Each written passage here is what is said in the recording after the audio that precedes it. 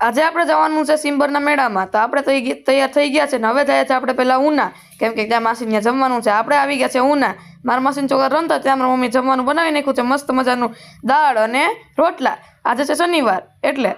તો હવે આપણે જવાનું છે સિમ્બરના મેળામાં. ખબર પડી કે ગાડીમાં હવા ઓછી છે એટલે અમે પેટ્રોલ પંપે જાશું પહેલાં, ત્યાં હવા પુરાવી લીધી છે. હવે આપણે જવાનું છે મસ્ત મજાના લોકેશન ઉપર.